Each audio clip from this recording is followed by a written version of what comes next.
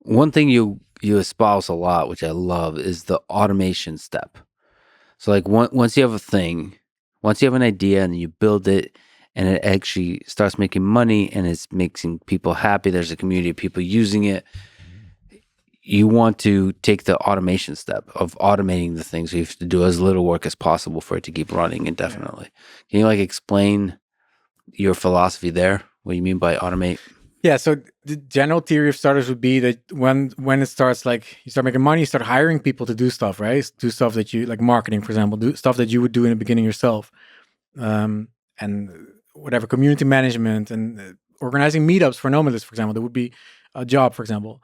And I thought like I don't have the money for that, and I don't really want to run like a big company with a lot of people because it's a lot of work managing these people. So I've always tried to like automate these things as much as possible. And this can literally be like, for nomadists, it's literally like it's not that different than other startups, but it's like a web page where you can organize your own meetup, set a schedule, a date, whatever. You can see how many nomads will be there at that date, so you know there will be actually enough nomads to meet up, right? And then when it's done, it sends a tweet out on the nomadist account. There's a meetup here. It sends a direct message to everybody in the city who are going to be there. And then people show up on a bar and there's a meetup, and that's fully automated. And for me, it's like, it's so obvious to make this automatic. Why would you have somebody organize this? Like, it makes more sense to automate it. And this with most of my things, like I figure out like how to do it with code. And I think especially now with AI, like you can automate so much more stuff than before, because AI understands things so well. Like before I would use if statements, right? Now you ask GPT, you put something in the GPT for, and in the API, and it sends back like, this is good, this is bad. Yeah, so you basically can now even automate sort of subjective type of things. This is the difference now. Yeah. And that's very recent, right? But it's still difficult to, I mean, that step of automation is difficult to figure out how to, is you're basically delegating everything to code. And it's not trivial to take that step for a lot of people. So when you say automate, are you talking about like cron jobs? Yes, man, a lot of cron jobs. A lot of cron jobs. It's like I log into the server and I do like sudo cron tab -e, and then I go into the editor and I write like hourly, and then I write PHP, do this thing.php, and that's a script, and that script does a thing, and it does it then hourly. That's it, and that's how all my websites work. Do you have a thing where it like emails you or something like this, or emails somebody managing the thing if something goes wrong?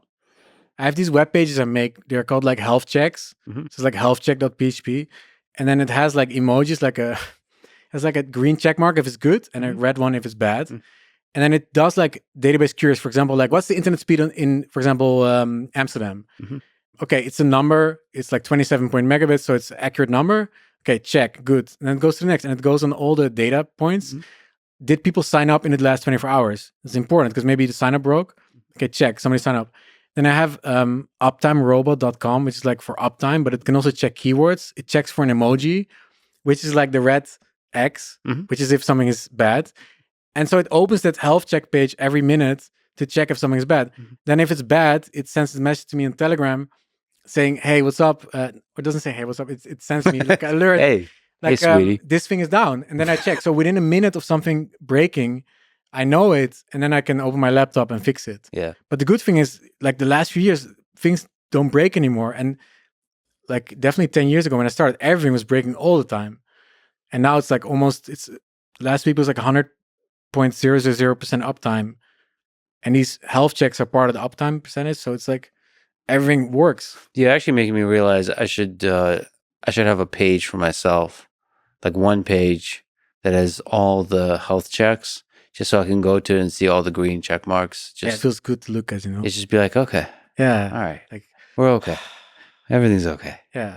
And like you can see like when was the last time something wasn't okay, and it'll say like never, or like meaning like you've checked since you've last cared to check. It was all been okay. For sure. It used to send me the good health checks. Like, it all works. It all works. But it's been so often. And I'm like, this feels so good. But then I'm like, okay, obviously it's not going to need to hide the good ones and show only the bad ones. And now that's the case. I need to integrate everything into one place. I automate like everything. Yeah. I have also just a large set of cron jobs. A lot of the publication of this podcast is done everything's just done automatically. It's all clipped up, all this kind of stuff. Yeah. But it would be nice to automate even more. Yeah. Like translation, all this kind of stuff would be nice to automate. Yeah. Every JavaScript, every PHP error gets sent to my Telegram as well. So every user, whatever user it is, doesn't have to be a page user. If they run into an error, the JavaScript sends the JavaScript error to the server, and then it sends to my Telegram from all my websites. So you get like a message.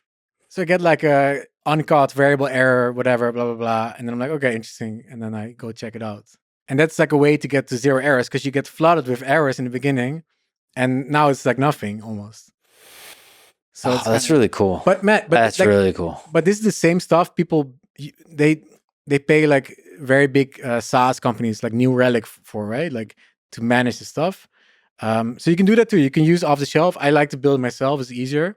Yeah, it's nice. It's nice to do that kind of automation. I'm starting to think of like, what are the things in my life I'm doing myself that could be automated?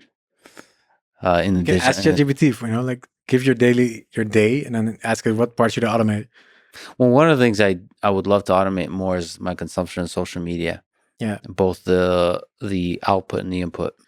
Man, that's very interesting. I think there's some startups that do that. Like they summarize the cool shit happening on Twitter. Like with AI.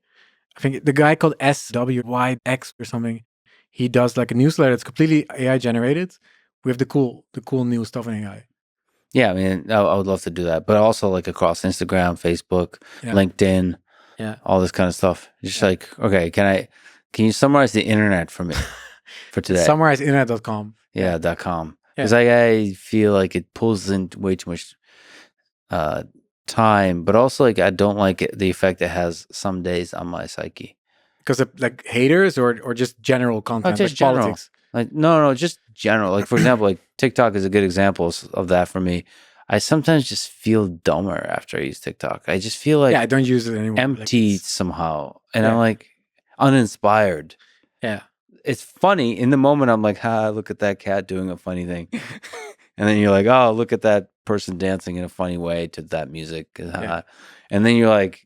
10 minutes later, you're like, I feel way dumber and I don't really want to do much for the rest of the day. My girlfriend said she saw me like watching some dumb video. She's like, dude, your face looks so dumb as well. Your whole face starts going like, oh, interesting. So.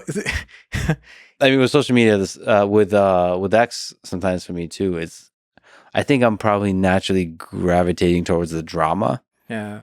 Aren't we all? Yeah, and so with following AI people, especially AI people that only post technical content, has been really good because then I just look at them and then I go down rabbit holes of like learning new papers that have been published or good repos or just any kind of cool demonstration of stuff and the kind of things that they retweet, and that's the rabbit hole I go, and I'm learning and I'm inspired, all that kind of stuff. It's been tough. It's been tough to control. It's difficult. You need to like manage your platforms. I have a mute board list as well, so I mute like politics stuff because I don't really want it on my feed, and I think I've muted so much that now my feed is good. I see like interesting stuff, but the fact that you need to modify, you need to like mod your app, your social media platform just to function and not be toxic for your mental health, right? That's like a problem. Like it should be doing that for you. It's some level of automation. That would be interesting. I wish I could access X and Instagram through API easier. You need to spend $42,000 a month, which my friends do. Yeah, you can. No, but still, even if you do that you're not getting. I mean, there's limitations that don't make it easy to do like automate, because the thing that they're trying to limit like abuse or for you to steal all the data from the app to then train an LLM or something like this. Yeah. But if I just want to like figure out ways to automate my interaction with the X system or with Instagram.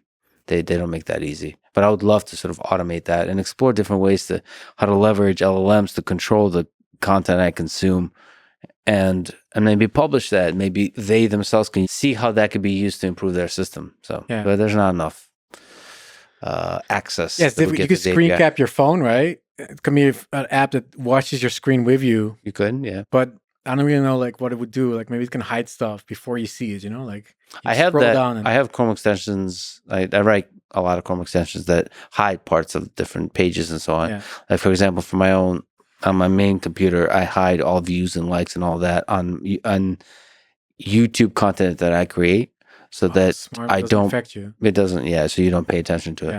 Yeah. I also hide parts. I have a mode for X where I hide most of everything. So like, there's no. It's same with I have the YouTube. same. I have this extension. Like, well, I wrote my own because it's easier Okay. because it keeps changing. It's like it's not easy to keep it dynamically changing, but they're really good at like getting you to be distracted and like starting Related to accounts, related stuff. posts. I'm like, I don't want related. And like 10 Man. 10 minutes later, you're like, or something that's trending. I have a weird amount of friends addicted to YouTube, and I'm not addicted. I think Yeah. because my attention span is too short for YouTube. But but I have this extension to like YouTube Unhook, which like it hides all the related stuff. I can just Yeah. see the video, Mhm. and it's amazing. And but sometimes I need to I need to search a video how to do something, and then I go to YouTube, and then I had these YouTube Shorts. These YouTube Shorts are like they're like algorithmically designed to just make you tap them, and like I tap, and then I'm like 5 minutes later with this face like, and you're just stuck. And I need to, like, what happened? I was gonna play like the coffee mix, like the music mix for drinking coffee together, like in the morning, like jazz. I didn't want to go to Shorts, so it's very difficult. I love how we're actually highlighting all kinds of interesting problems that all could be solved with a startup.